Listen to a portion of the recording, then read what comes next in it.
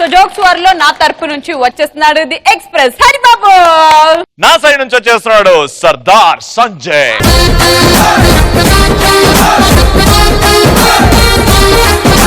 Jokes war start అయ్యే ముందు వీళ్ళిద్దరు కాంబినేషన్ మంచి కాంబినేషన్ కాబట్టి ఇద్దరు కలిసి ఫ్లోర్ మూమెంట్స్ చేస్తే ఎలా ఉంటుంది? Okay.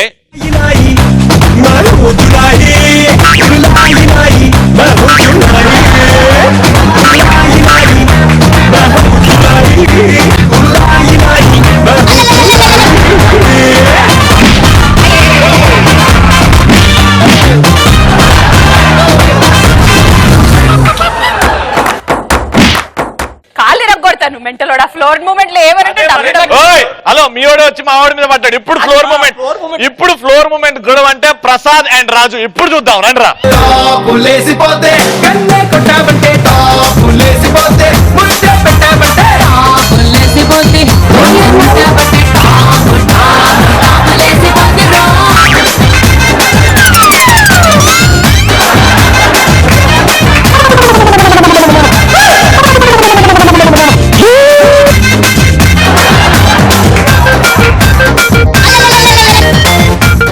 Let's start jokes war. నువ్వు వాడి కోసం కంటెంట్ రాసిచ్చావని వాళ్ళు prove అయిపోవాలరా.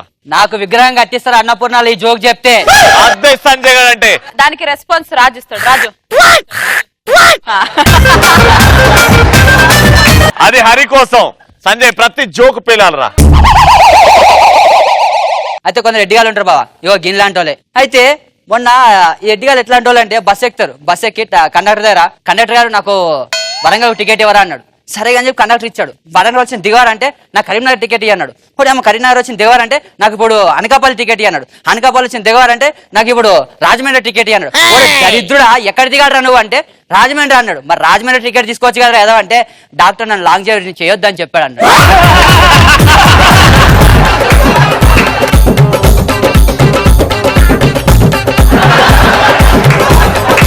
Logicless, senseless, baseless, useless joke. అది హరి గారు చెప్తాడు. ఇప్పుడు ఆగు.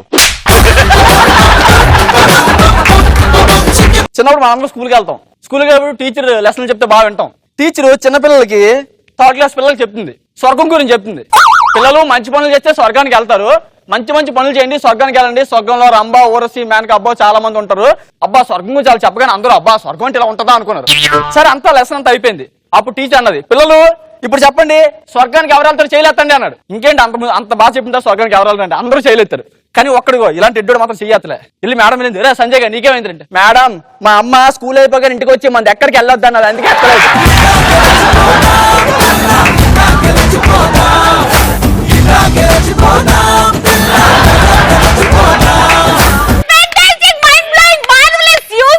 అలాంటి జోక్ ఇప్పుడు సర్దార్ చెప్తాడు.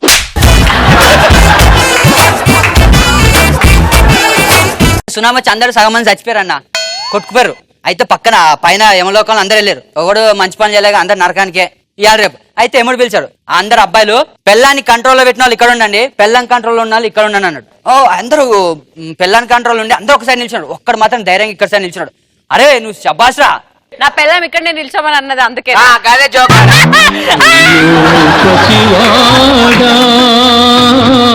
పాపం పసివాడా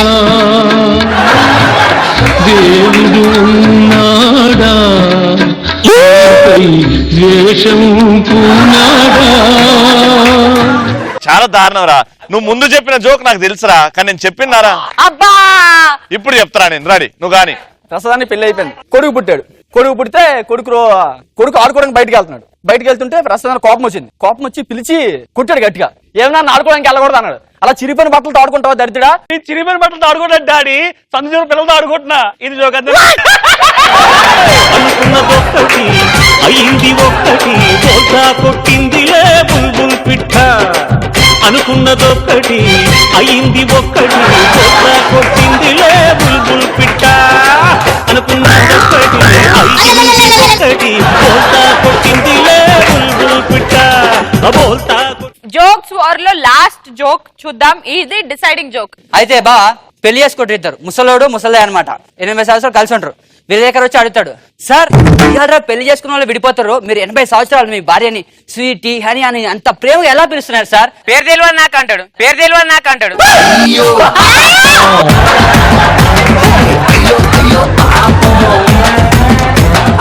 సంజయ్ బ్రదర్ గో బ్యాక్. ఒరే ప్రసాద్ బావా వెనకాల ఎందుకున్నావురా? చెల్లెమ్మ సంజయ్ బ్రదర్ గో బ్యాక్ అంది, నేనే సంజయ్ బ్రదర్.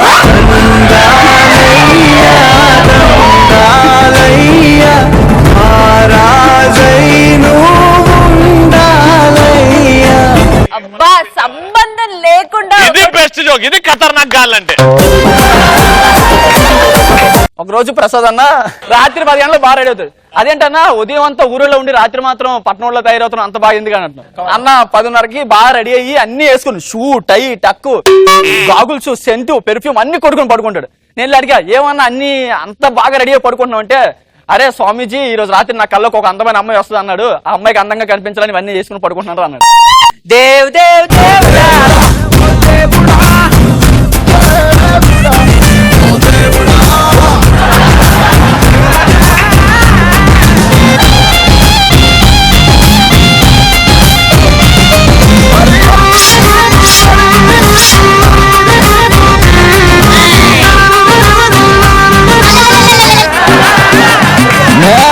తప్పు చేస్తే తిట్టే తోడు, పిల్టు పట్టి అడిగే తోడు, ముందు వెనకాల